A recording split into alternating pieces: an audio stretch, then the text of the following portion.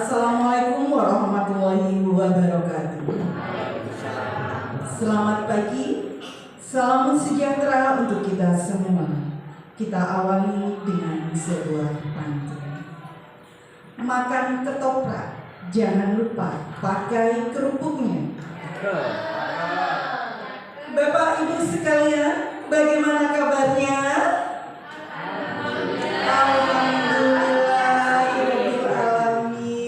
Syukur kehadirat Allah Subhanahu wa Ta'ala, karena pada pagi hari ini kita dapat berkumpul kembali dalam keadaan sehat walafiat. Kami ucapkan selamat datang di acara aksi nyata dengan tema modul 1.4 budaya positif. Pada hari ini Selasa 4 Juni 2024 bersama saya Nani Dian Yuli Astuti yang akan memandu jalannya sesi diskusi yang dimulai dari pukul 8.30 sampai 10.30 waktu Indonesia Barat. Bapak Ibu hadirin sekalian, dalam aksi nyata kali ini yang akan disampaikan oleh narasumber kita hari ini, yaitu yang merupakan CGP. Tahu apa itu CGP? Apa ya? CGP. Calon guru penggerak, di mana di sini adalah satu-satunya di sekolah kita SMP 2 Prajikan, yaitu Ibu Ira Sri Rahayu SPD.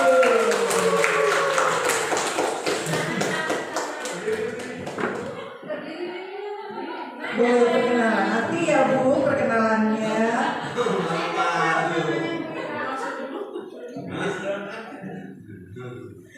Pendekatan disiplin positif bukan mengenai anak atau peserta didik secara langsung, melainkan bagaimana cara orang dewasa yang memberikan dampak dan pengaruh positif kepada anak atau peserta didik. Pendekatan disiplin positif menitik beratkan pendekatan yang positif tanpa kekerasan, memotivasi, merefleksi kesalahan, menghargai, membangun logika, dan bersifat jangka panjang. Dan nanti lebih lengkapnya akan disampaikan oleh narasumber kita, dan mohon didengarkan dengan seksama karena nanti juga ada sesi diskusi bersama. Ke rumah Bu Rini bareng Bu Anggia. Bu Anggia rumahnya di Karangan. Kalau hari ini kita bahagia, mari kita bertepuk tangan. Mohon maaf, kayaknya tadi belum saya sapa dulu ya Bapak Kepala Sekolah kita. Saya ucapkan yang terhormat Bapak Kepala SMP Negeri 2 Prajikan, yaitu Bapak Abdul Aziz SAG MPD. Baiklah, untuk selanjutnya yaitu sambutan dan semangat dari Bapak Kepala SMP Negeri 2 Prajikan yang terhormat Bapak Abdul Aziz SAG MPD, disilakan. Terima kasih. Assalamualaikum warahmatullahi wabarakatuh. Alhamdulillah, alhamdulillah, terima kasih atas kehadirannya, dukungan dan kerjasamanya untuk salah satu guru kita, Ibu Ira Sri Rahayu SPD, yang pada hari ini melakukan aksi nyata. Semoga, dan saya berharap ini bukan yang pertama dan terakhir. Ini untuk kebaikan kita bersama, Bapak Ibu. Sama saya juga punya kewajiban seperti itu. Oleh karenanya kita sebagai guru, kalau memang ada program-program yang sekiranya bisa meningkatkan potensi kita, yang harapannya nanti ya dampaknya kepada anak didik kita, ya diterima saja, dikerjakan saja, dilaksanakan saja, tanpa harus dipikir. Kalau dipikir nanti keluar gitu kan. Bu Ira ini dari BPG gitu, Kegiatannya banyak beliau itu, jalan pejabat yang demikian. Ya, komite pembelajaran oke. Masa sebulan itu kira-kira beliaunya itu lokakarya 2 kali, lokakarya sekolah penggerak, lokakarya calon guru penggerak. Pokoknya yang bergerak, tergerak, menggerakkan itu juga. Santai saja Bapak Ibu, kita dukungan kita untuk beliau agar penuh semangat gitu, agar tidak sepanang, tidak tegang beliaunya, karena kalau dilakukan seperti itu akhirnya dia akan menjadi under pressure di rumah. Ya, itu merupakan bagian dari upaya kita untuk meningkatkan kompetensi kita. Harapannya anak-anak kita menjadi lebih baik sehingga di Bondowoso itu tidak lagi menjadi urutan ke bawah. Mari kita mulai dari kita masing-masing sebagai guru, sebagai pendidik. Insya Allah kalau gurunya baik, pendidiknya baik, dampaknya ke anak-anak juga baik. Mungkin hanya itu Bapak Ibu guru yang perlu saya sampaikan, dan terima kasih Bu Ira atas kontribusinya pada sekolah ini. Semoga menjadi inspirasi dan motivasi untuk yang lain. Sekian, Assalamualaikum warahmatullahi wabarakatuh. Demikian tadi sambutan dari Kepala SMP Negeri 2 Pelajikan, Bapak Abdul Aziz SAG MPD. Luar biasa sekali. Guru penggerak kita ini bukan hanya guru penggerak saja seperti yang disampaikan oleh Bapak Kepala Sekolah, tapi juga lulus PPK ya Bu. Selamat. Sebelumnya kami ucapkan selamat dulu karena narasumber kita kali ini bukan hanya guru penggerak saja, tapi juga beliau bisa lulus PPG. Keren pokoknya.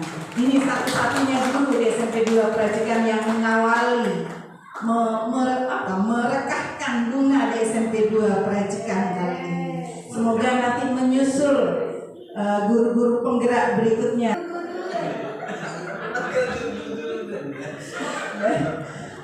Berikutnya Bapak Ibu hadirin sekalian, mari kita mendengarkan secara seksama penyampaian materi oleh calon guru penggerak kita kali ini dan juga narasumber kita kali ini dalam aksi nyatanya dalam modul 1.4, yaitu budaya positif, yang akan disampaikan oleh Ibu Ira Sri Rahayu SPD.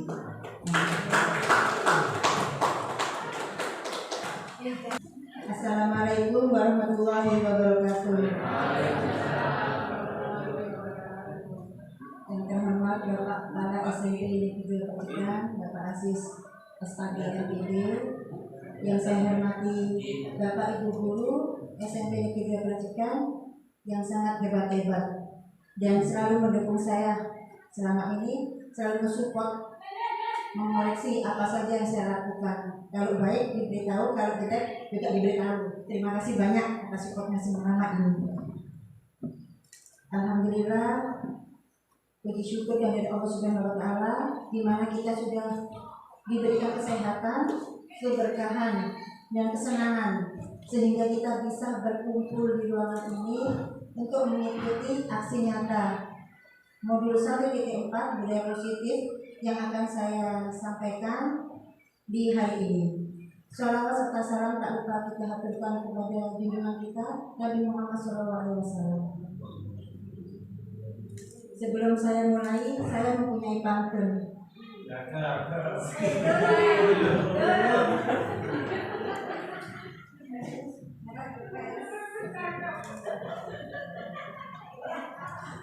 Ke pasar membeli sayuran,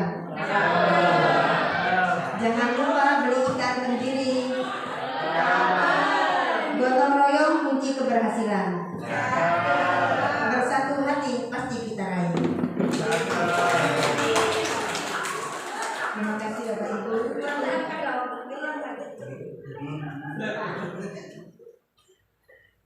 Sebelum dimulai, kita harus melakukan kesepakatan kelas.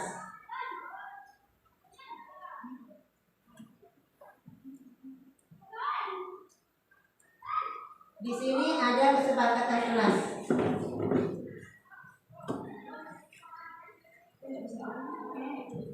Yang pertama, peserta aktif dalam kegiatan. Yang kedua, menghormati pembicara dan peserta lain. Yang ketiga, jika ingin bertanya atau berbicara, silakan angkat tangan. Yang keempat, jika keluar ruangan, izin terlebih dahulu. Monggo, mungkin ada tambahan?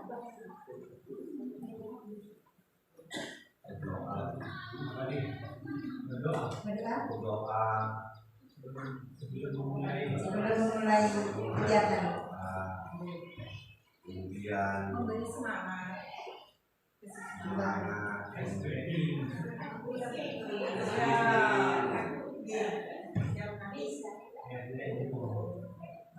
Oke, terima kasih masukannya. Nanti saya tambahkan. Selanjutnya,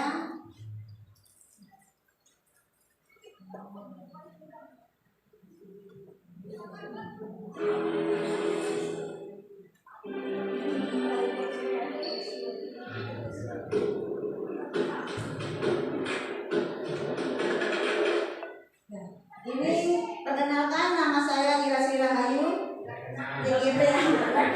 Terima kasih karena sudah kenal.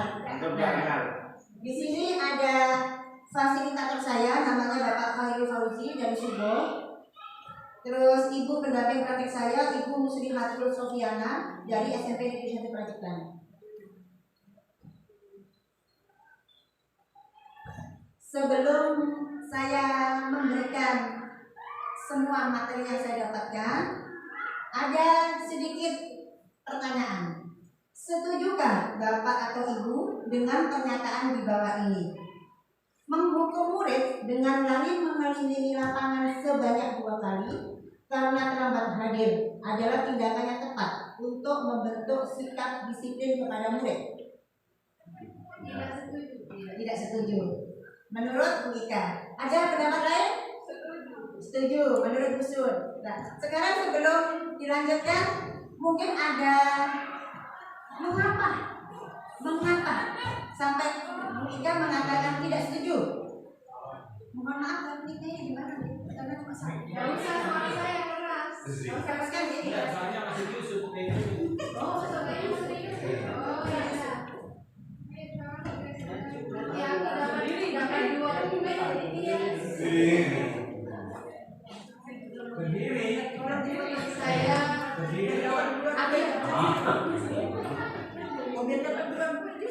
saya tidak setuju kalau menghukum murid dengan lari mengelilingi lapangan sebanyak 2 kali. Karena apakah hukuman ini berdasarkan kesepakatan yang dibuat dengan siswa ataukah hanya inisiatif diri sendiri? Kalau ini merupakan kesepakatan dengan siswa yang dibuat bersama-sama dengan guru, mungkin tidak masalah. Tapi kalau ini hanya inisiatif dari sepihak, maka ini tidak benar kalau menurut saya. Terima kasih. Terima kasih Bu Ika atas pendapatnya. Sekarang Bu Sun monggo.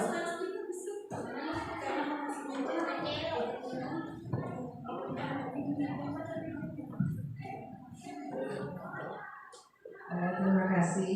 Mungkin saya punya pendapat yang berbeda dengan Bu Ika karena terus terang saya adalah produksi lama mungkin ya. Jadi hukum itu kenapa saya menyetujui hanya ingin mendidik siswa biar mereka itu punya rasa jera dan kapok tidak mengulangi lagi. Untuk yang tujuan lain-lain saya kira tidak ada, jadi hanya ingin memberikan pelajaran bahwa tindakan yang dilakukan siswa tersebut adalah salah, maka kesalahan itu patut ada sanksinya. Mungkin hanya itu. Terima kasih. Terima kasih Bu Sun atas pendapatnya. Karena setuju kalau ada hukuman kepada peserta didik atau murid. Nanti akan saya jelaskan lebih rinci lagi. Sekarang pertanyaan kedua, memberikan penghargaan atau hadiah dapat meningkatkan motivasi belajar murid. Setuju apa tidak Bapak Ibu? Setuju. Oh, ada yang setuju. Semua setuju? Asalkan penghargaannya itu tidak berlebihan, penghargaannya seperti apa? penghargaan kalau berlebihan akan mengakibatkan kecenderungan pada siswa. Jadi kalau semisal pas tidak ada penghargaan, tidak ada siswa pas yang ini karena sudah terbiasa diberi penghargaan terus. Karena kebiasaan diberikan penghargaan. Dia penghargaannya, kalau penghargaannya itu mungkin nggak terlalu ini yang berlebihan ya, nggak masalah. Misalnya penghargaan bersifat verbal atau verbal yang saya kamu bagus, kamu bagus. Jadi itu saja siswa ini sudah termotivasi ya. Gitu. Terima kasih Bu Ika atas pendapatnya. Selanjutnya ada namanya budaya positif. Apakah budaya positif itu? Kebetulan saya memang singkat. Karena kalau kita menguraikan itu berbeda-beda. Intinya tetap saja, intinya ada kebiasaan positif dan karakter positif. Jadi apakah budaya positif itu? Yaitu kegiatan atau apa yang selalu kita lakukan dibiasakan positif dan karakter positif. Di sekolah kita alhamdulillah sudah dengan kebiasaan positif, yaitu ada pembiasaan di pagi hari. Kalau bertemu saling menyapa, memberi salam, berjabat tangan. Untuk karakter positif juga sudah oke. Alhamdulillah. Jadi sekolah kita sebetulnya sudah ada budaya positifnya. Hanya perlu tambahan-tambahan sedikit sentuhan Bapak Ibu yang halus. Di sini ada guru memiliki tanggung jawab menciptakan suasana lingkungan positif dan mendukung karakter serta kebiasaan baik murid agar membentuk budaya positif. Ini tanggung jawab guru. Tadi itu katanya Bapak ada penguatan. Kalau kata saya sentuhan yang halus. Mungkin boleh dimakan. Untuk Bapak Ibu sambil makan ya Bapak.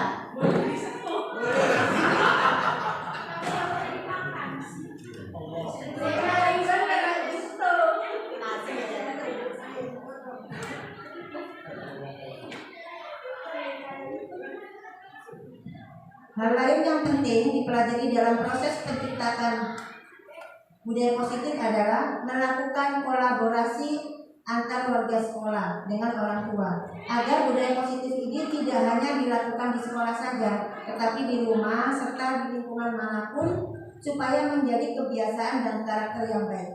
Ya, intinya pasti ada kebiasaan dan karakter yang baik atau positif. Budaya positif itu ada beberapa. Di sini saya akan menjelaskan nanti satu persatu. Yang pertama disiplin positif, yang kedua teori motivasi, ketiga hukuman dan penghargaan, keempat keyakinan kelas, kelima kebutuhan dasar manusia, keenam restitusi posisi kontrol, yang ketujuh restitusi segitiga restitusi. Yang pertama yaitu disiplin positif. Pemikiran Ki Hajar Dewantara ini sejalan dengan pandangan Diana Gosen yang menyatakan bahwa arti dari disiplina itu adalah belajar dari bahasa Latin. Dan yang namanya disipel itu artinya murid atau pengikut. Dengan kata lain, disiplin artinya mempelajari bagaimana cara kita mengontrol diri dan bagaimana kita menguasai diri untuk memilih mana tindakan yang baik yang menurut kita itu mempunyai nilai-nilai yang kita hargai. Itu namanya disiplin positif. Selanjutnya, seseorang yang memiliki disiplin diri berarti mereka bisa bertanggung jawab terhadap apa yang dilakukannya. Sebagai pendidik, tujuan kita adalah menciptakan anak-anak yang memiliki disiplin diri sehingga mereka bisa berperilaku dengan mengacu pada nilai-nilai kebajikan universal dan memiliki motivasi intrinsik bukan ekstrinsik. Maksudnya dari dalam diri, bukan dari luar. Nilai-nilai kebajikan universal itu salah satunya ada di profil pelajar Pancasila. Yang pertama, beriman bertakwa kepada Tuhan Yang Maha Esa dan berakhlak mulia, kebijakan global, bergotong royong, kreatif, bernalar kritis, dan mandiri. Sekarang mari kita perhatikan apa yang terjadi pada murid kita. Nilai-nilai kebajikan apa yang ada pada murid kita yang Bapak Ibu rasakan selama ini, yang penting untuk ditanamkan kepada murid kita, baik di sekolah ataupun di kelas. Nilai kebajikan itu kan ada beberapa, tetapi salah satunya di profil pelajar Pancasila. Kalau menurut Bapak Ibu, apa yang penting ditanamkan pada murid kita? Tanggung jawab yang pertama. Mungkin ada jawaban lain? Disiplin, siap. Toleransi, siap. Ya. Akhlak yang baik, bagus. Ada 4 sudah. Bapak Ibu, ada tambahan lagi? Toleransi. Empati, bagus. Ada 5. Mungkin 5. Pendidikan karakter. Terima kasih Bapak Ibu atas pendapatnya. Mungkin ada satu saja penjelasan mengapa. Misal, mengapa kita harus menanamkan kedisiplinan kepada murid? Monggo. Berani menjawab.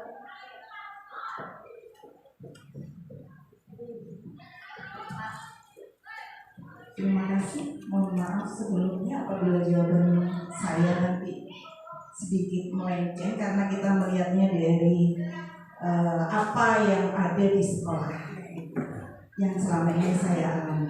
Kenapa saya tadi memilih nilai kebajikan yang perlu ditanamkan kepada siswa itu adalah tanggung jawab, karena saya melihat di sini banyak sekali siswa kita itu yang kurang tanggung jawab. Jangankan tanggung jawab terhadap tugas dia, terhadap dirinya sendiri saja. Kalau saya menilai dan melihat itu hampir dikata tidak ada terbukti dari apa yang sudah kita alami selama ini. Mungkin Bu Ira selaku narasumber pun juga merasakan. Contoh hal kecilnya, yang pertama itu adalah tanggung jawab terhadap diri sendiri, yang juga merupakan pencerminan dari disiplin, yaitu baju saja. Dia itu sudah tidak mau tanggung jawab terhadap dirinya sendiri, sehingga baju dikeluarkan, topinya hilang, dasi hilang, sehingga dia tidak bisa menyimpan untuk dirinya sendiri, tanggung jawab untuk dirinya sendiri. Mungkin itu penjelasan mereka. Terima kasih.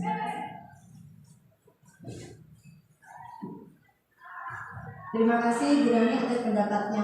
Bagus sekali. Memang selama ini saya perhatikan juga seperti itu. Jadi terima kasih masukannya dan juga pendapatnya Bu Rani. Selanjutnya, teori motivasi. Ada 3 motivasi perilaku manusia. Yang pertama, untuk menghindari ketidaknyamanan atau hukuman. Yang kedua, untuk mendapatkan imbalan atau penghargaan dari orang lain. Yang ketiga, untuk menjadi orang yang mereka inginkan dan menghargai diri sendiri dengan nilai-nilai yang mereka percaya.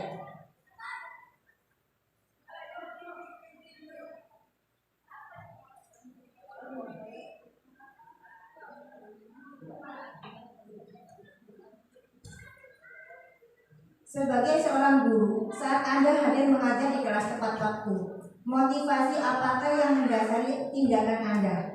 Yang pertama, apakah ingin menghindari hukuman? Yang kedua, apakah ingin dipuji? Yang ketiga, apakah ingin memanage waktu atau menggunakan waktu sebaik-baiknya? Menurut Bapak Ibu, yang Bapak Ibu lakukan selama ini termasuk motivasi apa? Yang ke-1, kedua, apa yang ketiga? Bu Wiwi ketiga. Ada jawaban lain? Nih. Ada penjelasan di sini Bapak Ibu. Nah, mungkin kalau kita cenderung untuk menjadi orang yang mereka inginkan dan menghargai diri sendiri dengan nilai-nilai yang mereka percaya. Di sini kita bisa menghargai waktu, bisa menghargai diri sendiri, juga percaya bahwa kita ini akan dicontoh anak-anak didik kita.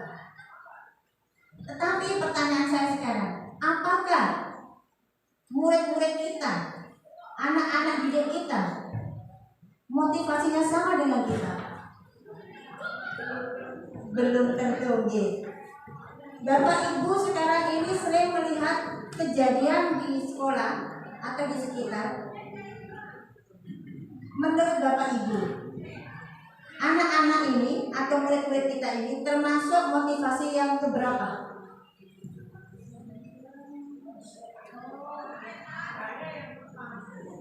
Menurut Gus pertama, karena menghindari hukuman. Kenapa kau menghindari hukuman? Saya berikan contoh satu. Pada saat kita memberikan tugas kepada anak-anak itu berebut untuk mengerjakan tugas. Kenapa? Karena dia takut dihukum. Apalagi itu kalau waktunya Pak Reki biasanya. Informasi kalau nggak lengkap, tidak selesai tugasnya, tidak menghafal surat pendek, ada hukuman. Ini anak-anak menghindari hukuman, dia termasuk motivasi yang pertama. Sekarang ada juga yang mengerjakan tugas karena ingin dipuji orang lain. Ini masuk motivasi yang kedua.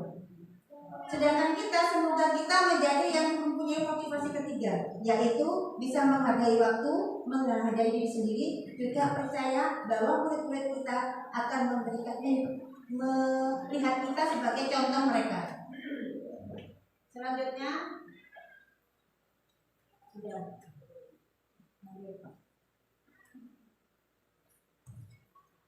sekarang yang ketiga yaitu hukuman, konsekuensi, dan restitusi.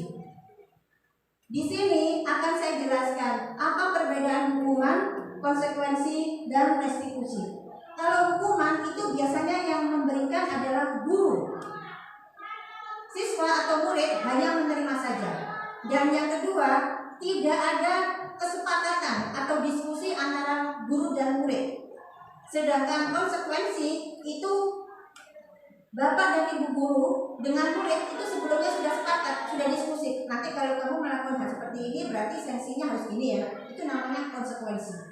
Sedangkan restitusi itu memberikan kita berkolaborasi dengan murid dan peserta didik, tetapi nanti solusi atau masalah yang dihadapi mereka sendiri yang menyelesaikan. Jadi contoh, ada yang bertengkar, gini aja. Ada si A sama si B. Ini guru awalnya, karena kelewatan akhirnya bertengkar sampai narik bajunya. Kancingnya lepas. Terus guru BK itu datang, ada apa? Ternyata beliau mengatakan sedang berguru tapi kelewatan. Guru BK tidak harus memberikan hukuman atau apa saja. Tanyakan kepada anak itu, maunya apa untuk menyelesaikan masalah ini. Kalau anaknya saya akan menjahit kancingnya, berarti itulah restitusi. Paham ya? Jadi tidak ada namanya hukuman atau semacamnya. Itu restitusi. Selanjutnya hukuman dan penghargaan. Penghargaan maupun hukuman adalah cara mengontrol perilaku seseorang yang menghancurkan potensinya. Hasil pengamatan Alfikon selama ini tentang tindakan memberikan penghargaan yang nilainya sama dengan menghukum seseorang. Mengapa seperti itu? Menurut Alfikon itu penghargaan tidak efektif. Yang kedua, penghargaan itu merusak hubungan. Mengapa? Karena antara satu dengan lainnya, kalau ada yang dapat penghargaan, satunya akan merasa cemburu. Akhirnya iri, timbul akhirnya merusak hubungan. Penghargaan mengurangi ketepatan. Biasanya kita tepat waktu, tapi karena dapat penghargaan, cepet-cepetan. Tapi kalau pada saat tidak ada penghargaan, mereka akan melewat. Tadi apa yang dikatakan teman-teman kita sebelumnya. Penghargaan yang keempat yaitu penghargaan menurunkan kualitas. Biasanya anaknya aman, pintar, ternyata dapat penghargaan semakin hebat. Tiba-tiba tidak ada penghargaan dari bapak ibu guru, langsung down dia, tidak akan timbul kemalasan. Selanjutnya penghargaan mematikan kreativitas. Dan terakhir penghargaan itu menghukum. Karena biasanya semangat tidak ada penghargaan, percuma tidak ada penghargaan, tidak ada hadiah, tidak ada sesuatu yang kita harapkan. Biasanya anak-anak mengharapkan penghargaan itu berupa barang atau sebangsa benda. Itu sebetulnya memang tidak dianjurkan. Yang diperbolehkan seperti yang dikatakan Ika tadi itu jempol, mengucapkan pujian. Kamu hebat nak, terima kasih atas kerjasamanya selama ini. Kamu hebat, kasih jempol 1, jempol 2, itu boleh. Karena itu memberikan ucapan terima kasih atas apa yang mereka lakukan selama ini. Apa yang namanya itu support. Penghargaan itu efektif jika untuk jangka pendek. Kalau untuk jangka panjang tidak bisa, karena itu akan memberikan ketergantungan kepada anak dan akan menghilangkan motivasi dari dalam dirinya. Selanjutnya keyakinan kelas. Pembentukan keyakinan kelas atau sekolah itu ada beberapa Bapak Ibu. Ini saya hanya menyampaikan poinnya saja. Guru bersama murid membuat kesepakatan kelas untuk mewujudkan keyakinan dalam kelasnya. Selanjutnya berupa pertanyaan-pertanyaan universal.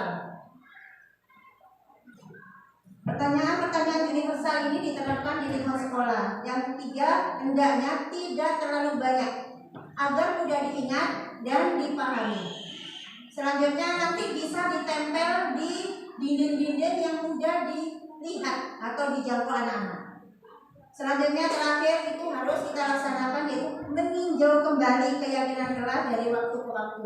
Apakah cocok sudah sama anak-anak, apa perlu perubahan? Di sini biasanya wali kelas yang berperan. Pembentukan keyakinan sekolah atau kelas itu di sini ada nilai-nilai kebajikan yang diterima secara universal berupa hal-hal seperti keadilan, kehormatan, peduli, integritas, kejujuran, pelayanan, keamanan, kesabaran, tanggung jawab, mandiri, berprinsip, keselamatan, kesehatan, dan masih banyak lagi nilai kebajikan universal.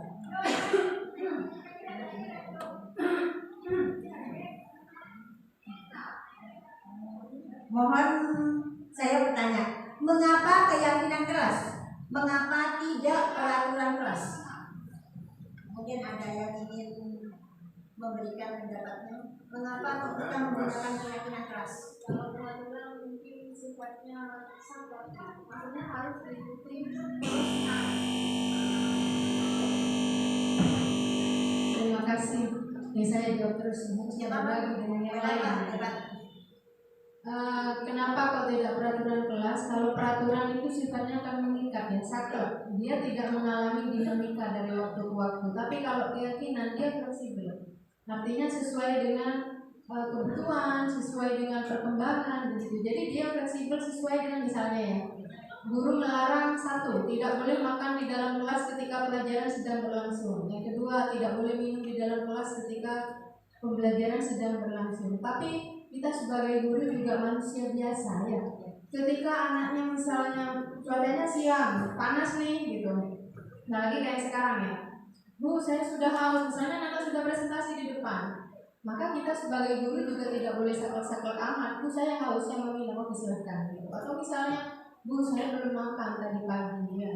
Dan mungkin di awal setiap pertemuan kita makanya selalu menawarkan kepada siswa, apakah keyakinan yang kemarin kita buat ada yang perlu dirubah, anak-anak gitu. Kita menawarkan sebagai guru dan anak-anak mungkin bilangnya, iya Bu, karena cuacanya sekarang panas. Kalau nggak boleh makan, ini Bu, nggak boleh minum. Saya haus Bu, atau misalnya Bu, ini praktikumnya banyak Bu, gitu ya. Saya dari rumah nggak makan Bu, saya tidak biasa makan pagi misalnya. Gimana kalau saya makannya dikasih waktu 10 menit aja Bu, atau 5 menit aja. Gitu. Habis itu saya masuk lagi ke dalam kelas gitu. Mungkin seperti itu kira-kira. Terima kasih.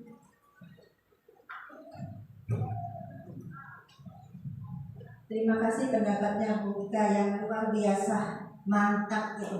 Bagaimana Bu, biar semangat. Selanjutnya kebutuhan dasar manusia.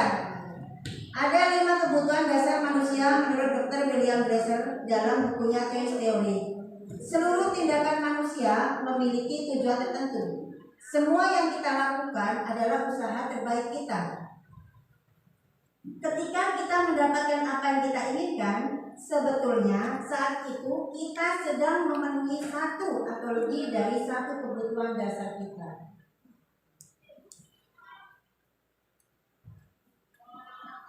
Di sini ada 5 dasar kebutuhan manusia. Yang pertama, kebutuhan bertahan hidup atau survival.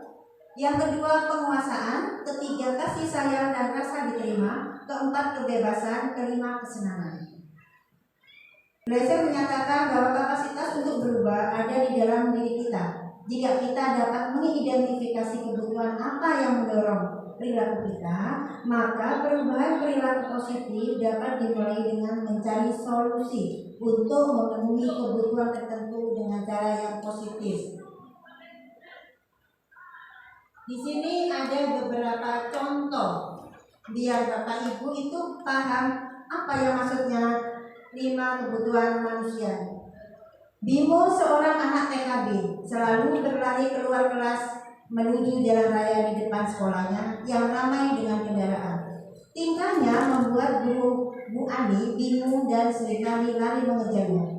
Ada beberapa kemungkinan jawaban yang diberikan Bimo. Mari kita identifikasi kebutuhan yang ingin dipenuhi oleh Bimo. Jika respon Bimo seperti di kolom sebelah kiri atau di bawah ini. Ibu kejar aku karena ibu sayang aku. Ini termasuk penguasaan, cinta kasih dan sayang atau kebebasan, kesenangan. Dipilih salah satu itu Bapak Ibu. Ibu kejar aku karena ibu guru sayang aku, termasuk kebutuhan cinta dan kasih sayang. Ini bagus. Bawahnya, aku hebat kan, bisa bikin ibu guru kejar aku. Ini jawabannya penguasaan. Karena dia sudah berkuasa, bisa membuat gurunya ngejar-ngejar. Penguasaan. Terus penguasaan, kuasa. Iya. Aku bosan belajar mewarnai terus di dalam kelas. Berarti butuh kebebasan karena dia tidak ingin di dalam kelas terus, bosan. Yang terakhir, aku senang main kejar-kejaran dengan ibu guru. Seru. Berarti kesenangan. Paham nih Bapak Ibu? Itu kalau langsung dipraktekkan enak. Kalau masih teori agak susah. Selanjutnya, restitusi posisi kontrol. Di sini posisi kontrol ini untuk guru. Ada 5 posisi kontrol yang biasa dilakukan Bapak Ibu guru. Yang pertama, penghukum. Yang kedua, pembuat merasa bersalah. Yang ketiga, sebagai teman. Yang keempat, sebagai pemantau. Yang terakhir, manajer. Pada hal yang baik itu menurut ilmu ini, posisi 5 kontrol guru ini yang betul adalah sebagai manajer. Tetapi kita tidak bisa menutup kemungkinan kita juga bisa sebagai teman ya kepada anak-anak. Bisa juga membuat rasa bersalah. Kadang kita gitu memelas dari anak-anak itu, iya bu, itu juga membuat rasa bersalah. Tapi kalau menghukum, saya sekarang menghindari karena saya sudah tahu hukumannya. Jadi saya menghindari, mohon maaf. Ini ada 5. Yang ini harus diingat-ingat oleh Bapak Ibu guru karena ini adalah posisi kontrol 5 untuk guru. Posisi kontrol manajer itu jika menyelesaikan masalah menggunakan segitiga restitusi. Nanti akan saya berikan contohnya. Ayo SDG dulu, biar semangat Bapak Ibu. Terima kasih Bu Wiwi, ada SDG dari Bu Wiwi langsung keluar. Ayo Bapak Ibu kita tepuk tangan dulu biar relax. Setelah itu saya akan memberikan contoh sebagai penghukum. Monggo Bapak Ibu berdiri biar lemas kaki. Mohon izin ya, maaf bukan yang orang.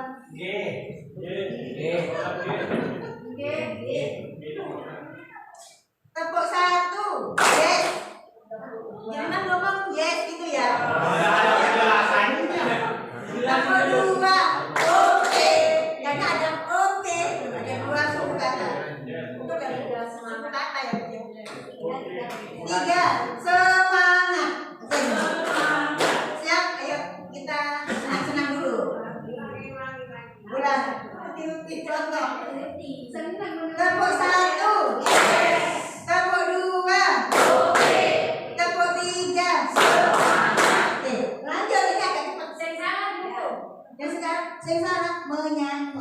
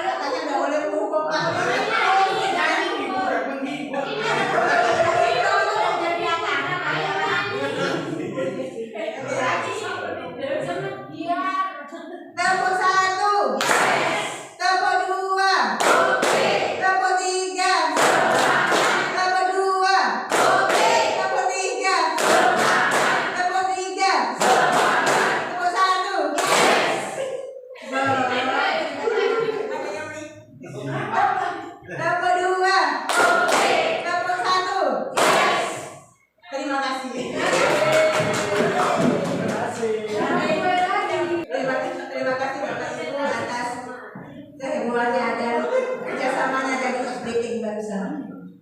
Ini ada contoh sekilas posisi kontrol sebagai penghukum. Mohon maaf kalau mungkin suaranya tidak estetik ya.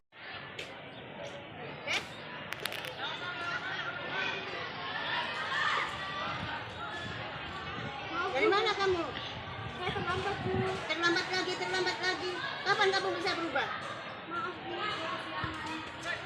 Kok bisa kesiangan? Saya tidur larut malam. Sana, lari 2 kali keliling lapangan. Baik, Bu. Des, tugas kamu banyak yang belum selesai benar. Ya, Bu. Maaf, saya lupa, Bu. Tolong bantu dong nak, kasihan orang tuamu yang nyari rezeki, ya? Iya, Bu. Desi, katanya kamu janji kemarin mau menyelesaikan tugasnya hari ini. Iya, Bu. Maaf, saya lupa. Soalnya saya kebanyakan main game semalam, Bu. Jadinya saya lupa mau mengerjakan tugas. Kok bisa kayak gitu? Gimana pas kalau kayak gini? Tapi ada beberapa tugas, Bu, yang susah untuk dikerjakan. Nanti saya tanya Kira ya, Bu. Oke. Desi, kamu sudah terlambat 15 menit ya? Tahu konsekuensinya? Ya, Bu. Saya mohon kelas dalam tugas yang belum selesai. Bagus, itu solusi yang terbaik. Nanti laksanakan ya. Ya, Bu. Ya, Bu Ira dapat laporan dari siswaan kalau kamu sering membawa HP. Apa itu benar? Ya, benar. Menurut ingatan kamu, sudah berapa kali kamu membawa HP? 3 kali. Kamu kan tahu ya nak, di sekolah tidak diperbolehkan membawa HP. Menurut kamu, apakah itu sebuah kesalahan atau memang diperbolehkan sama sekolah? Kesalahan. Berbuat kesalahan itu manusiawi, Nak. Tetapi jangan diulang lagi kalau memang kamu sudah tahu kalau itu salah.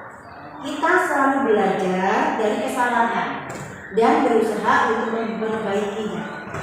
Apa kamu setuju? Setuju. Kita cari solusi bersama-sama ya.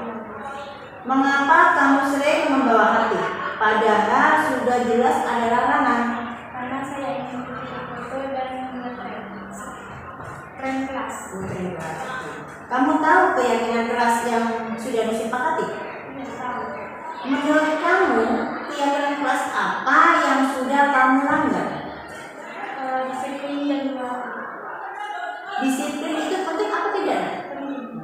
Menurut kamu, sikap apa yang harus kamu lakukan agar tidak mengulang perbuatan itu lagi? Tidak membawa HP, disiplin dan berfoto-foto di rumah dan nonton di rumah dan membeli foto belajar di sekolah. Yang kamu sampaikan itu sudah merupakan solusi ya nak ya? Mohon maaf bila saya melanggar peraturan sekolah untuk membawa HP. Sikap yang sangat baik dan juga kamu sudah berusaha untuk meminta maaf. Mungkin masih ada yang ingin kamu sampaikan? Tidak ada. Sekarang apa yang kamu sampaikan ini sangat bermanfaat. Kamu bisa kembali ke kelas untuk mengikuti pembelajaran selanjutnya.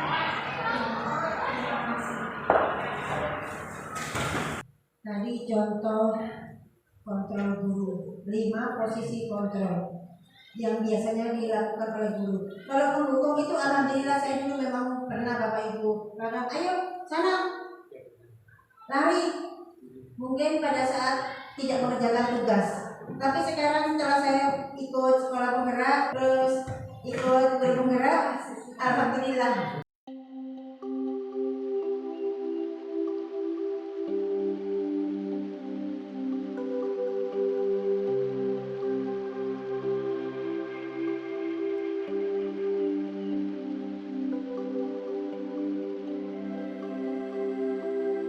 Selanjutnya, tentang segitiga restitusi, di mana segitiga restitusi ini mempunyai 3 langkah. Yang pertama, menstabilkan identitas. Yang kedua, validasi tindakan yang salah. Dan yang ketiga, menanyakan keyakinan. Ketiga strategi tersebut direpresentasikan dalam 3 sisi segitiga restitusi. Langkah-langkah tersebut tidak harus dilakukan satu persatu secara kaku. Banyak guru yang sudah menggunakannya dalam berbagai versi menurut gaya mereka, bahkan tanpa mengetahui tentang segitiga restitusi.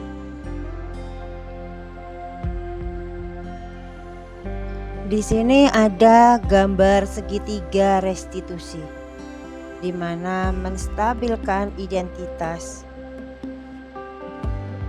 dengan contoh kalimat, setiap orang pasti pernah melakukan kesalahan. Adapun yang lain, kamu bukan satu-satunya yang pernah melakukan ini.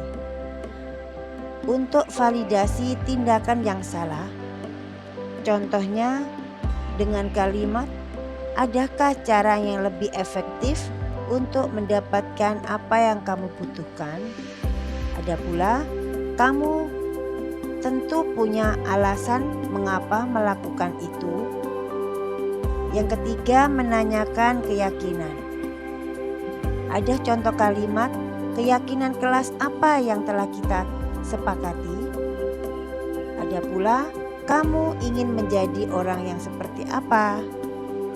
Di sini semuanya mempunyai tujuan, yaitu menghasilkan murid yang mandiri dan bertanggung jawab. Bu Ira dapat laporan dari ketua kelas kalau kamu bertengkar dengan Diva. Ya Bu, karena saya merasa kesal. Kenapa kok kesal? Karena dia sering mencontek hasil jawaban saya dan sering mencontek hasil ulangan saya. Oh begitu. Bu Ira seandainya di posisi kamu juga akan melakukan hal tersebut.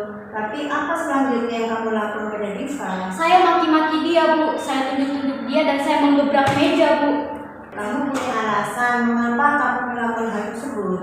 Kan saya sudah mengerjakan soal susah payah dan dia seenak jidat langsung mencontek hasil ulangan saya Bu. Wajarlah kalau kamu marah dan berbuat seperti itu. Tapi Bu Ira menghargai tindakan kamu yang tidak melebihi batas, seperti memukul atau menendang teman tersebut. Coba kita pikirkan, apakah tindakan kamu marah-marah sampai menunjuk-nunjuk temanmu dan bahkan menggebrak meja itu sesuai dengan keyakinan kelasmu? Tidak. Menurut kamu, keyakinan kelas apa yang telah kamu langgar? Menghormati antar teman. Menurut kamu, apakah itu penting? Penting sekali Bu. Jika menurut kamu itu penting, maka keyakinan kelas apa yang harus kamu lakukan saat marah? Saya harus bisa lebih menahan amarah saat sedang emosi dan saya lebih sabar. Iya, bagus. Apakah kamu bersedia? Bersedia Bu. Apa yang harus kamu lakukan untuk memperbaiki masalah ini? Saya akan memberikan langkah-langkah cara mengerjakannya. Jika Diva tetap memaksa untuk mencontek, saya akan melaporkannya pada guru magang. Oke, tujuan. Sabar dan tetap semangat untuk maju, ya. Oke. Apa ada yang ingin kamu sampaikan lagi? Tidak ada gunanya itu. Oke, terima kasih sudah bersedia memperbaiki cara pandangmu terhadap masalah yang kamu hadapi kali ini. Terima kasih Nak. Baiklah, kali ini kamu kembali ke kelas untuk mendapatkan pelajaran selanjutnya. Oleh karena itu, filosofi pemikiran Ki Hajar Dewantara sangatlah sesuai dengan pendidikan saat ini, yang memiliki tujuan pendidikan yang menuntun, yaitu menuntun segala kodrat yang ada pada anak-anak agar mereka dapat mencapai keselamatan dan kebahagiaan yang setinggi-tingginya, baik sebagai manusia maupun sebagai anggota masyarakat. Adapun pendidikan yang berhubungan dengan kodrat alam dan kodrat zaman, di mana kita sebagai pendidik diharuskan mendidik anak-anak dengan cara yang sesuai dengan tuntutan alam dan zamannya saat ini. Selanjutnya, pendidikan seperti seorang petani atau tukang kebun. Anak-anak kita anggap sebagai biji tumbuhan. Pak Tani menanam biji tumbuhan tersebut dengan penuh kesabaran, ketelatenan. Beliau hanya bisa menuntun, tetapi tidak bisa menuntut. Begitu juga kita sebagai pendidik. Kita didik anak-anak kita, murid-murid kita dengan penuh kesabaran, ketelatenan. Kita juga hanya bisa menuntun mereka untuk menjadi manusia yang baik, tidak bisa menuntut apa yang akan kita inginkan kepada murid-murid kita. Terima kasih teman-teman atas perhatiannya dan juga supportnya selama ini, kebaikannya, juga kerjasamanya yang hebat. Bapak guru hebat, terima kasih semuanya. Dan juga saya mengucapkan terima kasih yang sebesar-besarnya kepada Bapak Aziz yang selalu mensupport dan mendukung saya, memberikan motivasi yang tanpa hentinya sampai saya menjadi orang seperti ini. Tanpa campur tangannya Bapak Aziz, saya akan mendapatkan.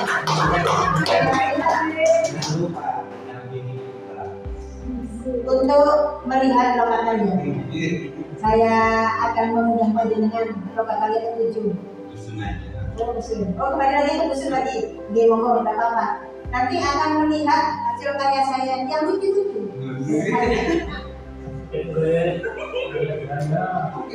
Terima kasih Bapak Ibu. Saya akhiri sekian. Assalamualaikum warahmatullahi wabarakatuh.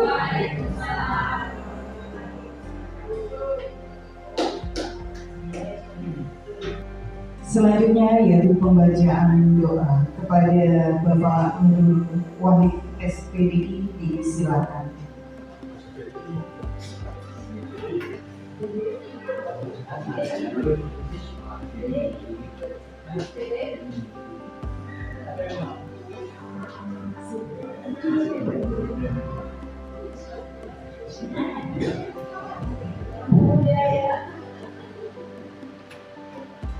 Assalamualaikum warahmatullahi wabarakatuh.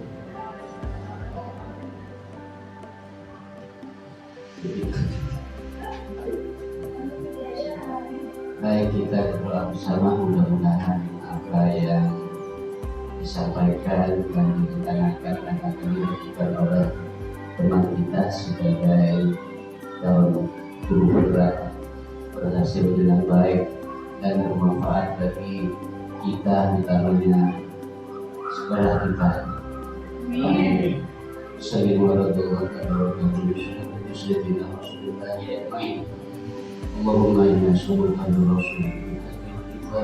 wasallam ala nabiyyina astaghfiruhu rabbakum wa yusiris sama'alaikum midrar wa yumidkum bi amwalin wa banin wa yaj'al lakum jannatin wa yaj'al lakum anhara atudiya hawaihi khairatun lil akhirah innaka la tashau qadir wa innaka la tashau jadir walhamdulillahi rabbil alamin.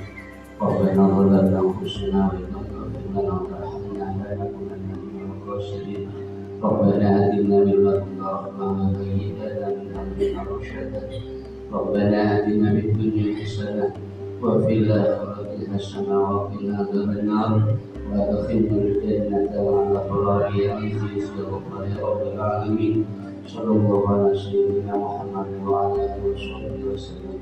Subhana rabbika rabbil izzati amma yasifun wa salamun alal mursalin walhamdulillahi rabbil alamin.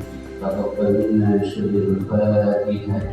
A'udzu billahi minasyaitonir rajim. Bismillahirrahmanirrahim. Alhamdulillahi rabbil alamin arrahmanir rahim maliki yaumiddin. Iyyaka na'budu wa iyyaka nasta'in. Ihdinas siratal mustaqim siratal ladzina an'amta 'alaihim ghairil maghdubi 'alaihim waladdallin. Amin. Assalamualaikum warahmatullahi wabarakatuh.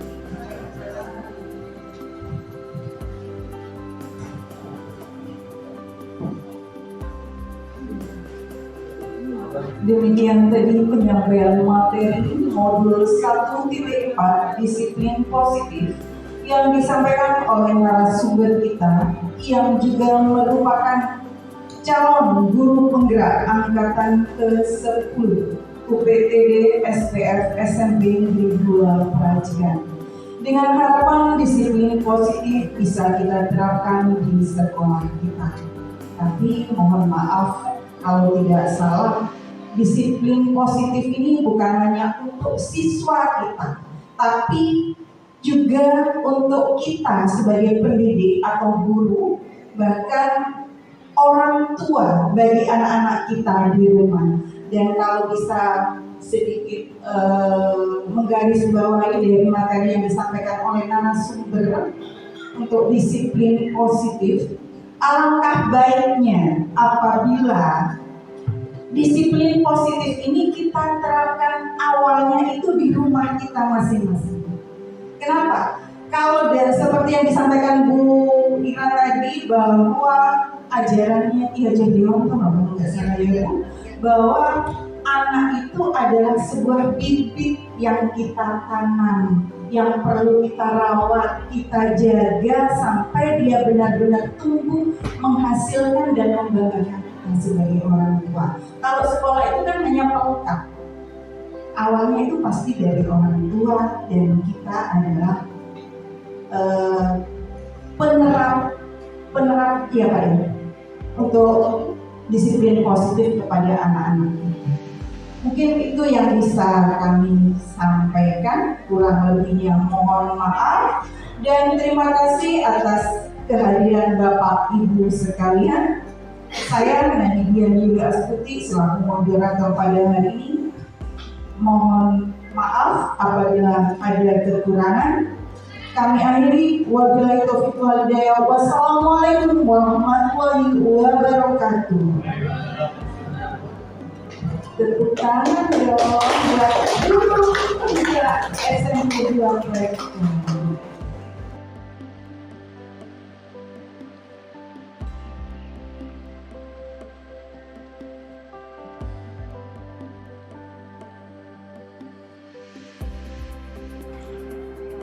Assalamualaikum warahmatullahi wabarakatuh.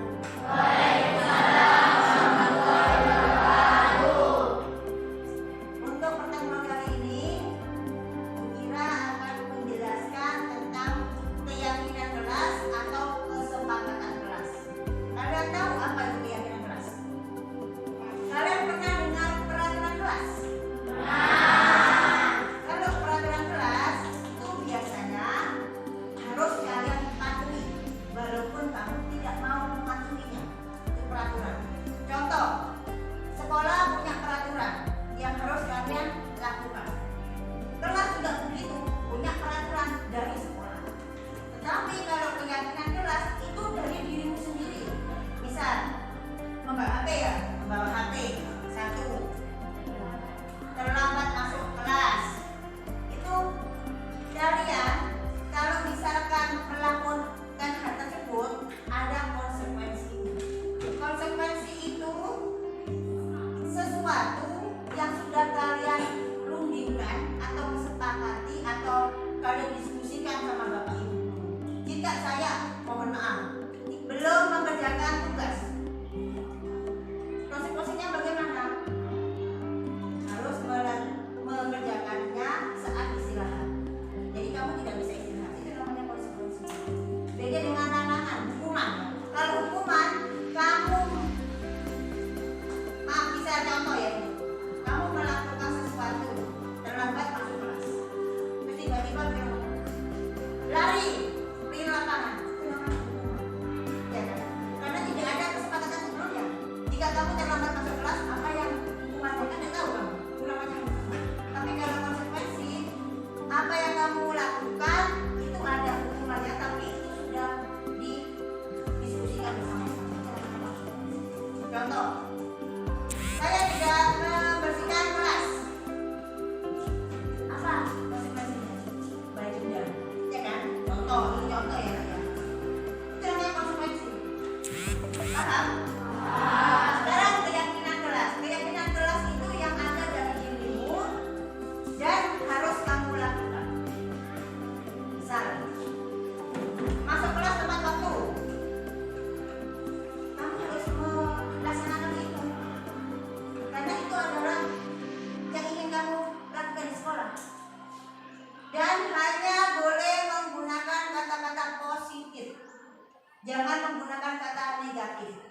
Misal, dilarang, tidak boleh lah,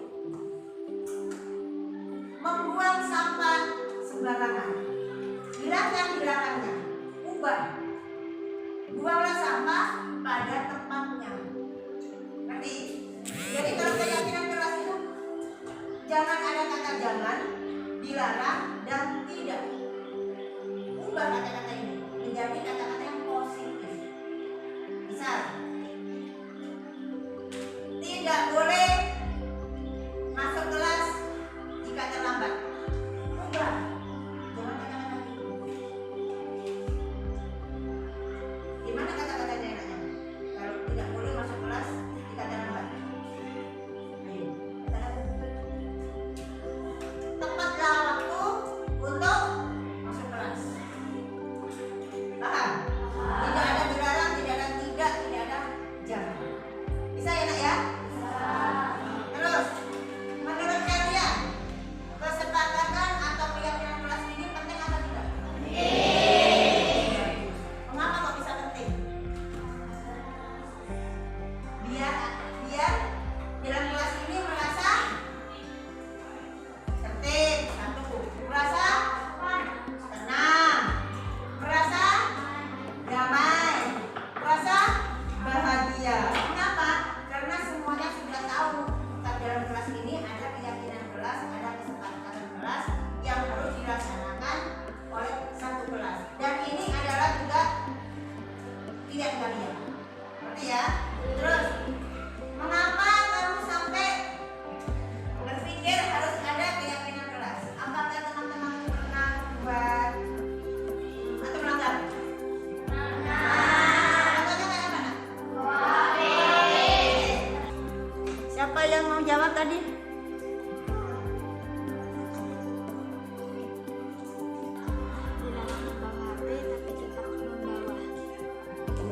Membawa HP di kelas ya. Ada lagi yang mau jawab? Terlambat masuk kelas dan saat pelajaran. Oke. Bagus, apa yang disampaikan Bidan dengan mereka ini memang betul. Sering ditulis. Sekarang yang Mira inginkan kalian menyampaikan satu saja keyakinan kelas yang kamu inginkan. Oke? Sesuai dengan hati nuranimu, kamu tulis.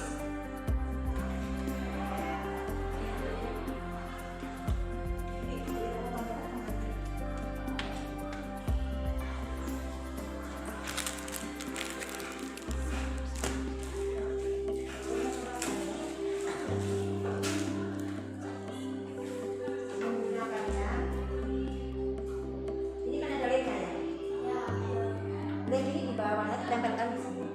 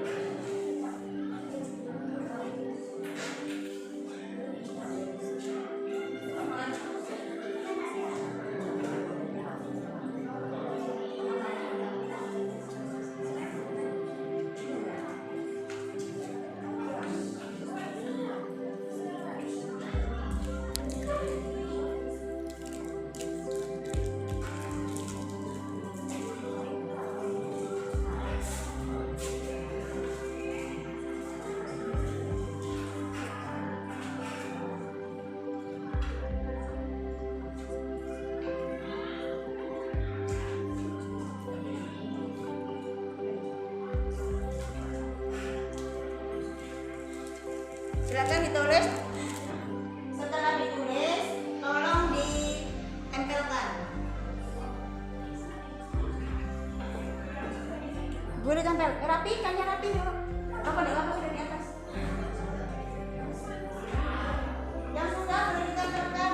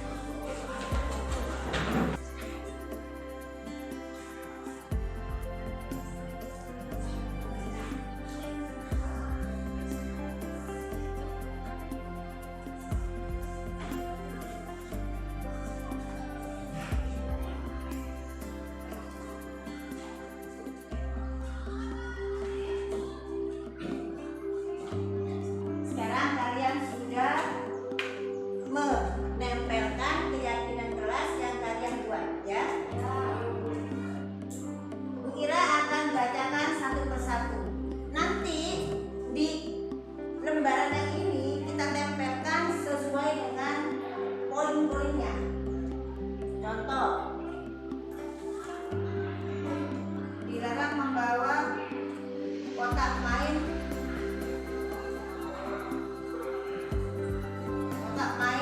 bermain di rumah. Dilarang membawa kotak main. Maksudnya ini dilarang mainan, bawa mainan ke sekolah. Berarti ini masuk mana? Kurang disiplin, ya. Di atas. Selanjutnya, buanglah sampah pada tempatnya. Berarti ini masuk lingkungan. Ingat-ingat, ya. Disiplin lingkungan. Menghormati guru di kelas. Berarti menghormati.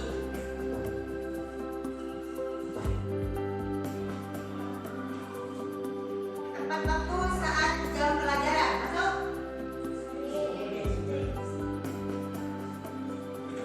Bisa, nak? Bisa. Coba silakan dicoba. Satu anak mencoba satu, nanti dicocokkan. Masuk poin yang mana? Paham, ya? Coba silakan yang maju.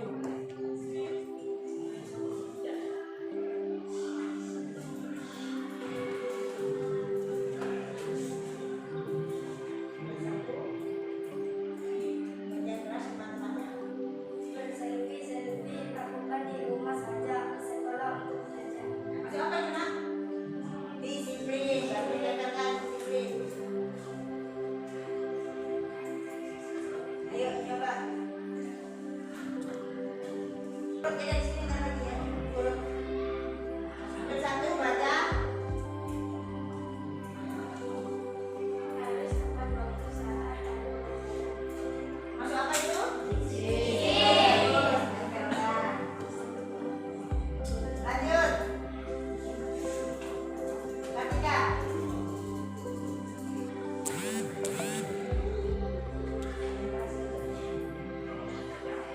buanglah sampah pada tempat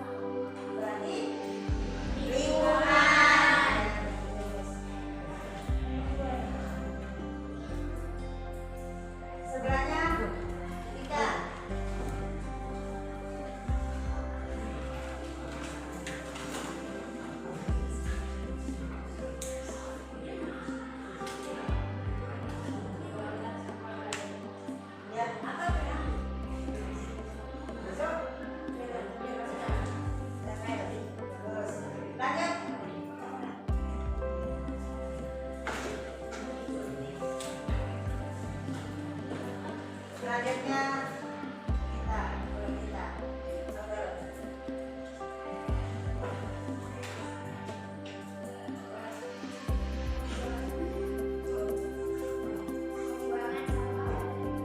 Buang sampah pada tempatnya. Masuk. Oke, lingkungan. Kebersihan lingkungan. Lanjut.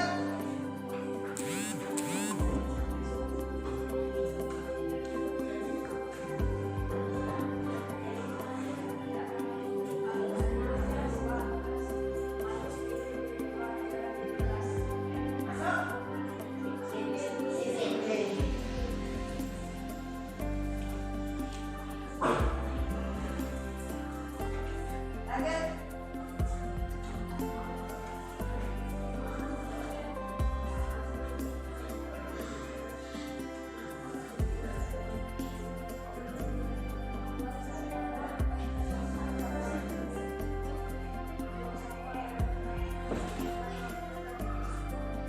Masuk.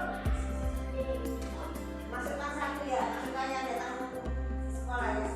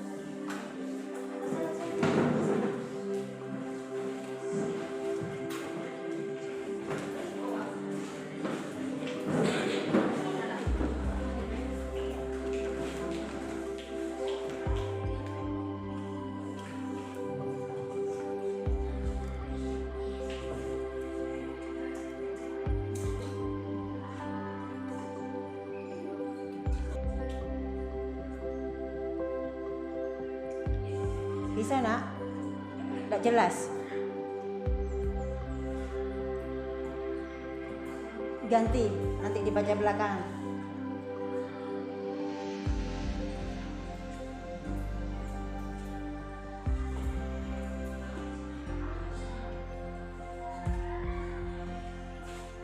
Nggak boleh membawa HP ke sekolah. Masuk. Oke, taruh.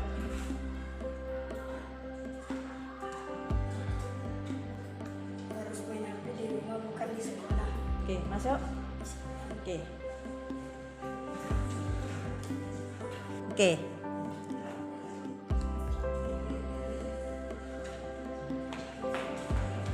Dibeli saat jam istirahat jika jam masuk kelas untuk belajar. Disiplin.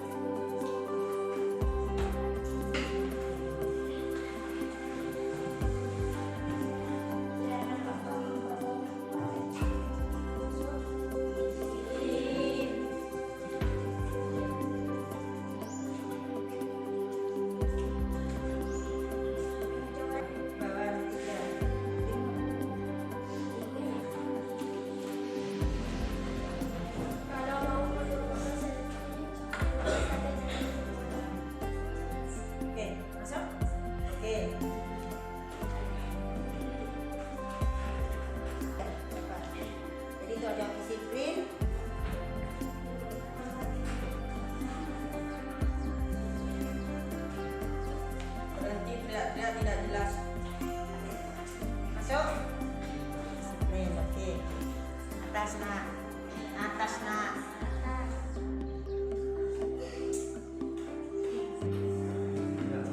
Disiplin.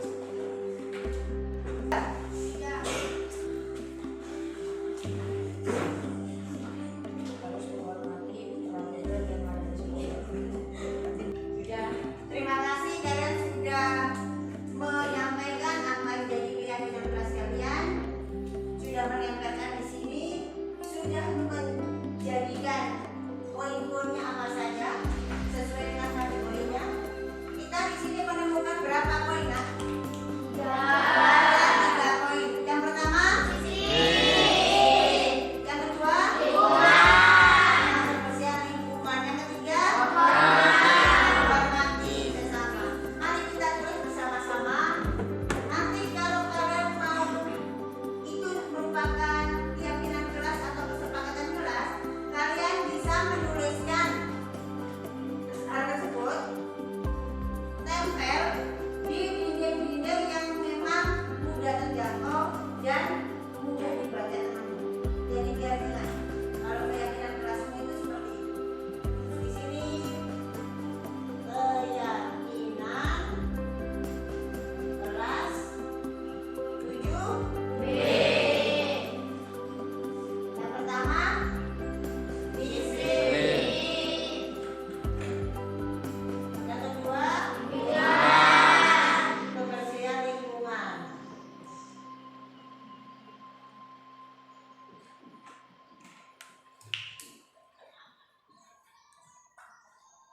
Yang ketiga, hormati.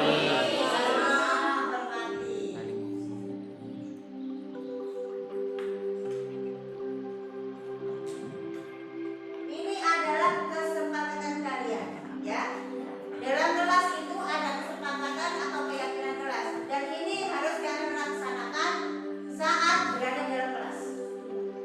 Yang pertama, kalian harus disiplin, baik disiplin waktu belajar, waktu datang mengikuti pelajaran,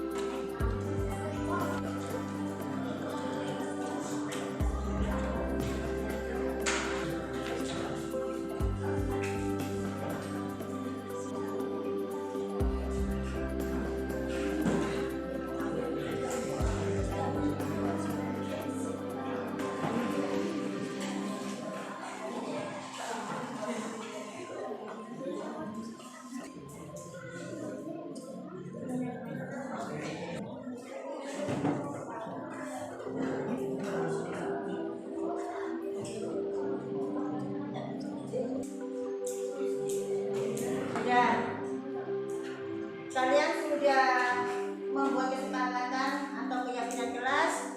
Sudah tanda tangan? Sudah paham nak?